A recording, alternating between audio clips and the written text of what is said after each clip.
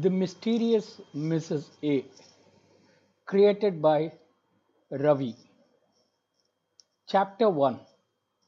The Arrest. I know Swamiji through my association with his spiritual cult and ashram.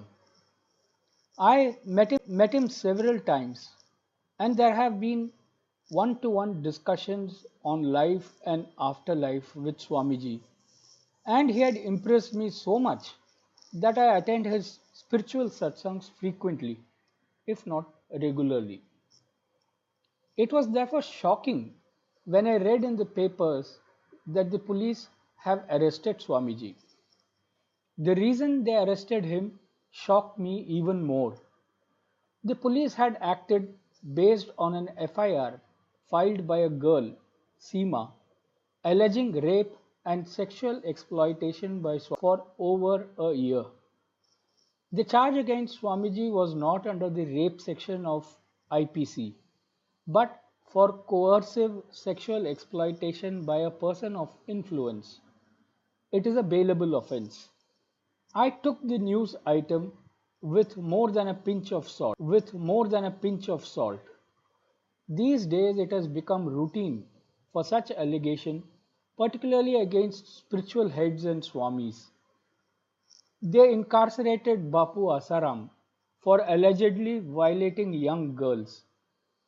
Another spiritual head in jail on sexual exploitation charges.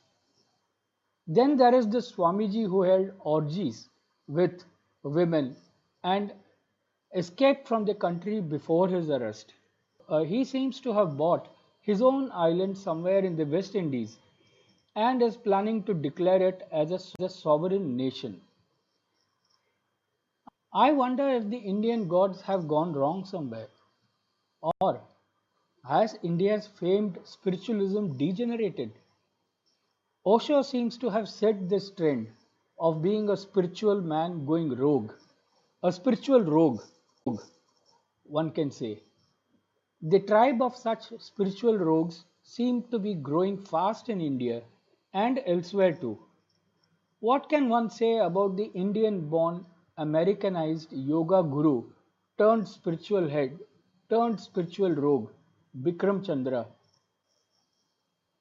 Though all these precedents seem to go against my faith in my Swamiji, I cannot imagine him as a spiritual rogue.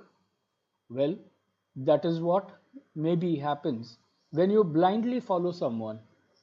When your heart breaks, you always refuse to believe that your beloved could have committed such a dastardly act.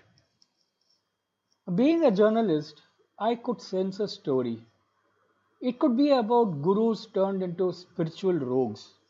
And this would go beyond my Swamiji and cover a broad spectrum of such colorful personalities. And I could delve into their lives to trace their ignominious descent from God to devil. Maybe I could find out ways of getting into their minds to find out how such evolved personalities could allow banal thoughts to drive them to sexual perversion. I could even investigate the devotees and disciples to understand their psyche and unravel their emotions when their gods fail them. Do they lose faith in gods and religion? Do they give up belief in goodness of mankind? I could well have done all these things, and they would have made for an impressive book. But for the moment, I pushed such ideas aside and focused on my Swamiji. The reason I decided to investigate the Swami scandal is not clear even to me. How does it matter whether Swami is guilty or innocent? There had been Swamijis before And there will be Swamijis after. They keep coming and going, and devotees move on from one scandal to another, one Swami to another easily. Why not me? There was no need for me to justify my decision, but I needed to be clear about my objectives. Was I so deeply involved with Swamiji that the news of his arrest really broke my heart and has emotionally upset me? Or was it because I was close to Swamiji and therefore keen to understand the scandal? Or was it my journalist instincts to go after something that could make a good and juicy story? I don't know. It could be any one of the above reasons or all of them or none. Law will take its own long winding course, and I could have simply left it to the courts to decide Swamiji's fate. But no, I will not go back on my decision to investigate the Swamiji scandal myself. Am I trying to prove something to myself? That Swamiji could not have done the deed? We'll see.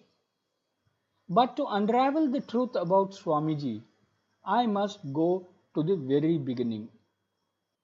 End of chapter 1. In the next episode, making of another Swami. Hold on.